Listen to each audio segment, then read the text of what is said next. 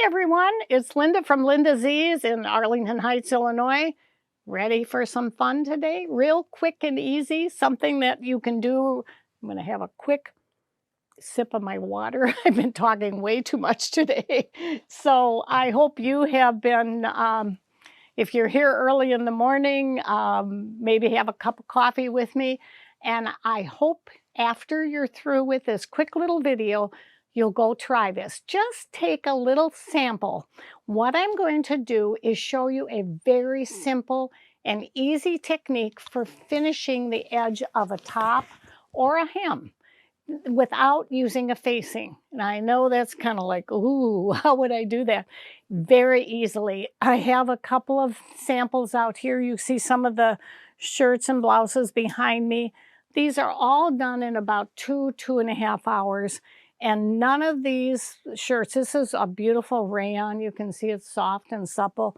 And there's no facing on the back. It's strictly a hem that is stay stitched around the opening, pressed on the stay stitch, turned over again and pressed, and then stitched again. So it's got 2 stitchings on it, that's it.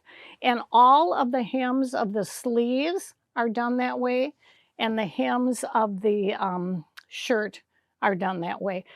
On rayon, I usually try to make the seams a little bit smaller on the for the hem.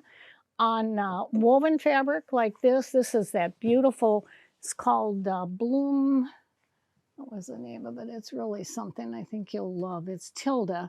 She's from Bloom something, Bloomfield, or it's really, this is called Turquoise Vista, but it's got these cute little geisha Japanese, and the umbrellas and the cloisonne, the little vases and lotus, and it just makes you want to step into Japan, which I did just do. Thank you very much, Janome. We're working on a Janome right now, and I have on this something that those of you that have Janome, I hope you'll use. It's called an HP foot. It's an HP straight foot. Stands for, it's a professional foot. And the plate is also, if you can see up close here, you'll see there's a little HP on the plate. They have a wonderful technique here of locking, and then you can easily just change your plate real quickly and go back and forth if you need to. On this particular one, if you notice where the needle is, normally the plate, you'll see the opening in the middle of the stitched plate. But on here, it's on the left-hand side. And that's actually the best place because the bobbin is coming up exactly where that stitch is. Then there's also something else here. I don't know if you can see it, but there's a little hole in the left side of the foot. And that is, if I wanted to then turn that stitch length over to the right side, I could do that too. I'm not doing that here because this is a perfect width for me for this neckline. And so let me show you how it works. What I'm doing is I am stitching around this edge. Now, I could have stitched my 2 shoulder seams first, or I could go ahead and do what I'm doing here, which is just 1 shoulder seam. And before I get to that, I should have really cut that first. I don't have a real, I think I have a smaller scissor. Okay, here's my big dressmaker scissors. They'll work out just fine. I love these. And I just don't want that sticking out there because I'm going to actually trim this as I go around. I want this to be absolutely perfect stitching. And this straight stitch foot is giving me that 1/4 inch that I really want. Normally I would have my, I'm in the studio here, normally I would have my knee lift lever on, and those of you that haven't used your knee lift levers, oh, get them out. It is such a marvelous thing.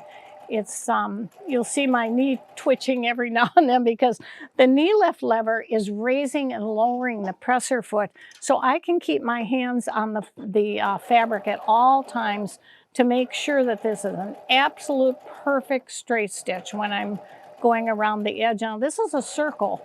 So again, you know, it's really a wonderful thing to have. I could just cut that off. I should have I can program that to have it on.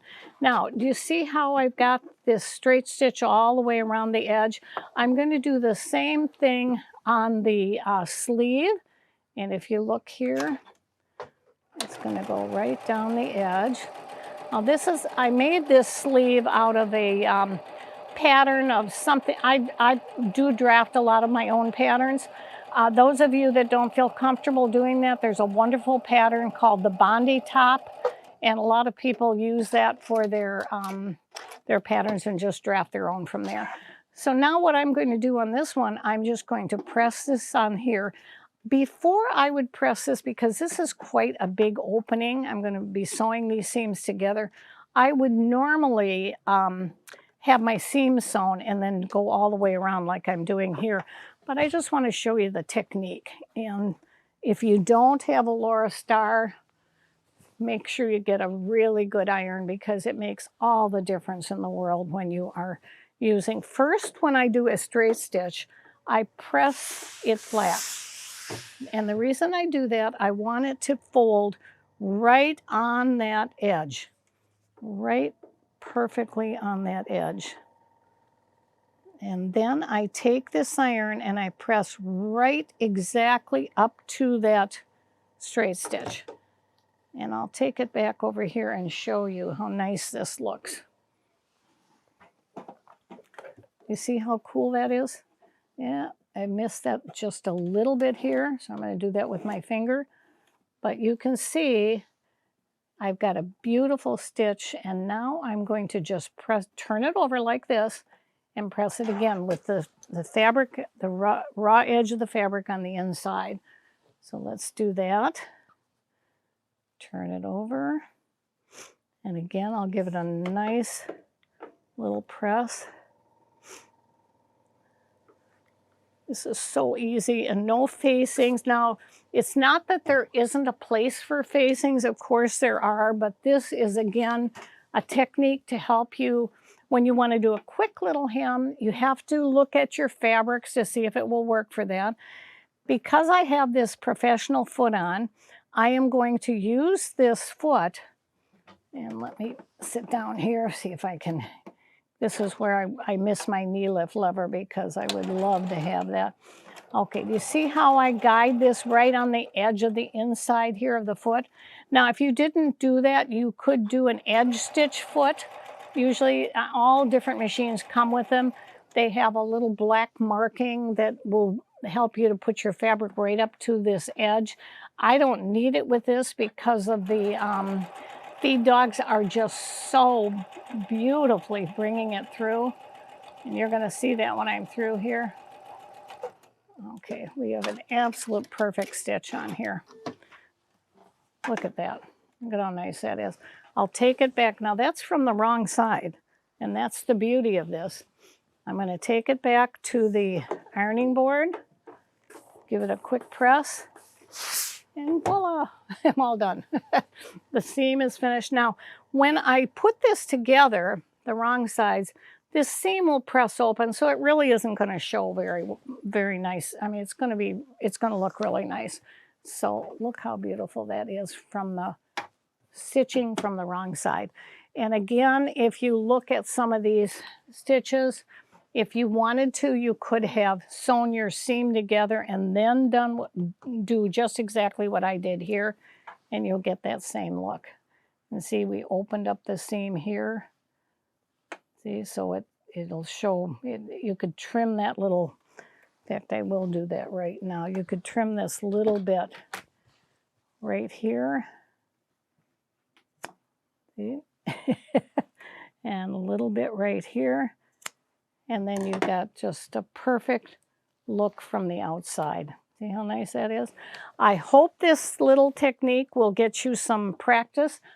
Promise me you'll try it, okay? Text me in the little boxes below. I tried it, it works. I tried it, it didn't work. I hope you won't do that, but if you did have any trouble, let me know and I'll be more than happy to help you.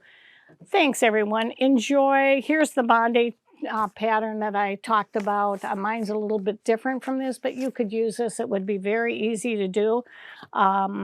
I think I've covered everything, and I hope to see you next week.